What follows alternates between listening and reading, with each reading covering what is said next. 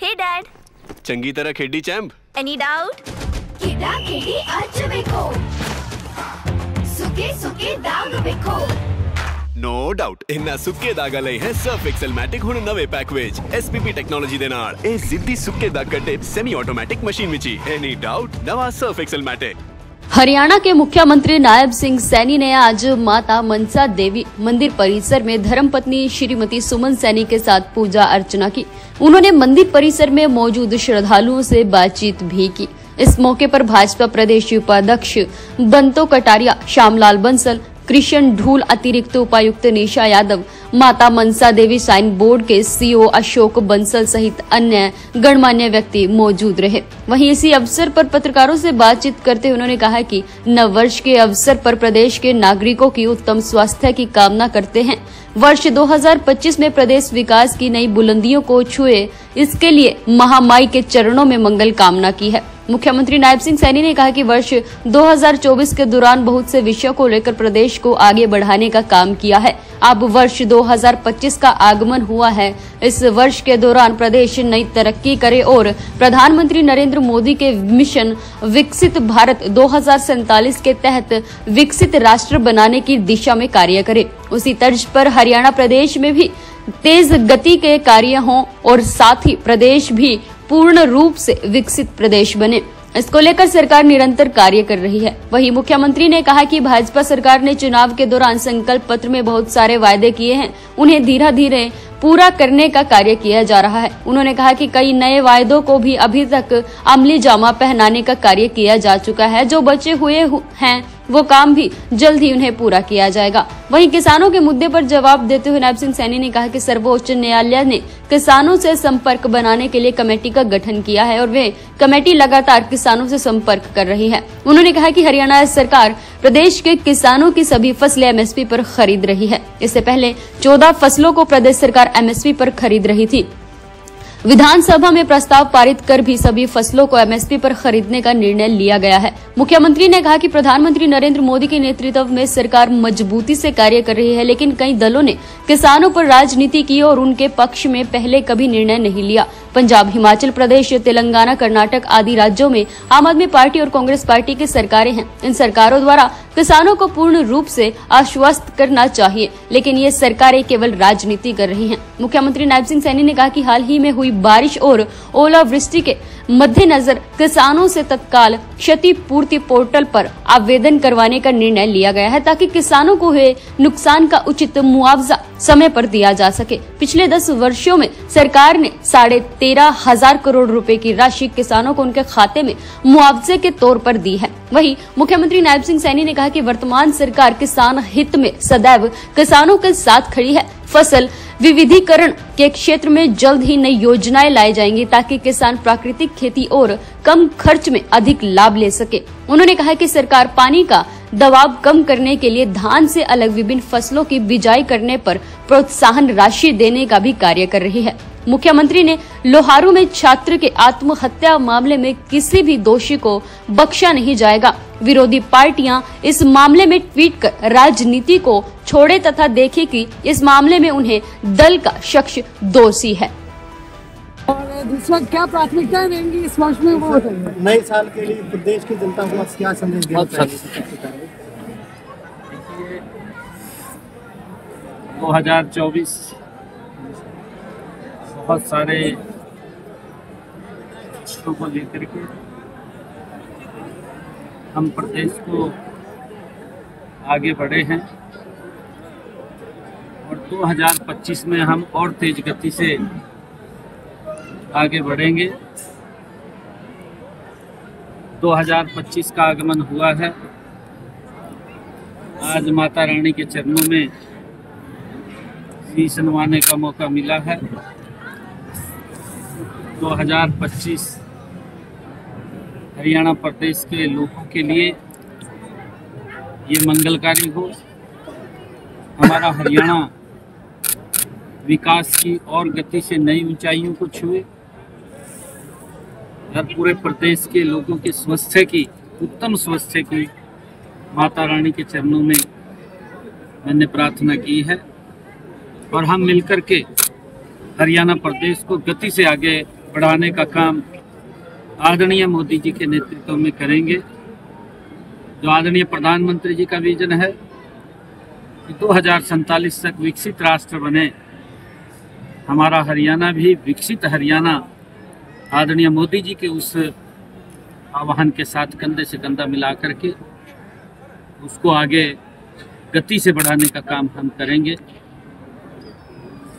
जो हमने वायदे किए हैं अपने संकल्प पत्र में, हमने बहुत सारे वायदों को लगातार हम पूरा भी कर रहे हैं और धीरे धीरे करके हम हर वायदे को पूरा करने का काम हमारी सरकार करेगी। हमने चाहे डायलिसिस की जो समस्या थी उसको फ्री किया है। हरियाणा प्रदेश के सभी सरकारी हॉस्पिटल, मेडिकल कॉलेज में हमने पट्टेदार किसानों की जो ज़मीन थी उनको मालिकाना हक देने का काम किया है। हमने 24,000 युवाओं को बिना पर्चे, बिना खर्चे के हमने जो शब्द कहे थे उसको पूरा किया है। और उसके साथ साथ हमने और भी ऐसे कार्य कि हरियाणा प्रदेश विकास की नई ऊंचाइयों को छुए, उसको लेकर के हम गति से काम करेंगे। आज माता रानी के चरणों में आने का अवसर मिला है। मैं सभी प्रदेशवासियों के उत्तम स्वास्थ्य और हरियाणा प्रदेश के विकास की गति के लिए हमने कामना की है। 2025 के मैं सभी को बहुत बहुत बधाई देता हूँ, शुभकामनाएं। सीएम साहब, क्योंकि किसानों का मुद्दा लगातार एक चैलेंजिंग है सरकार के लिए भी, क्योंकि इस समय भी चल रहा है और 3 तारीख को एक बहुत अहम मीटिंग होने वाली है पंचकुला में, हरियाणा में भी। किस तरह से देखते हैं, किस तरह से, क्योंकि एक सरकार की तरफ से या कह सकते हैं किसानों की कोई मीटिंग को लेकर, क्योंकि जिस तरह से खनौरी में या फिर हरियाणा के किसान या पंजाब के किसान लगातार आपस में भी कोऑर्डिनेशन मीटिंग कर रहे हैं, लेकिन उनका कहना है कि सरकार की तरफ से, केंद्र की तरफ से किसी भी तरह का कोई बातचीत के लिए नहीं हो रहा, जिसको लेकर कहीं ना कहीं अब ये चैलेंज है। देखिए, माननीय सुप्रीम कोर्ट ने एक कमेटी बनाई हुई है जो लगातार किसानों के संपर्क में है, उनसे बातचीत कर रही है और माननीय सुप्रीम कोर्ट उसको फॉलो कर रहे हैं। हमने हरियाणा के किसानों की 100% फसल MSP पर खरीदने का निर्णय किया है और हम खरीद रहे हैं। 14 फसलें हम पहले ही खरीद रहे थे, हमने अब 100% फसल खरीदने का निर्णय हमने किया है। विधानसभा के अंदर हमने अभी पिछले दिनों नोटिफिकेशन हुआ है, किसान को ये गारंटी दी है कि उसकी 100% फसल हम MSP पर खरीदेंगे।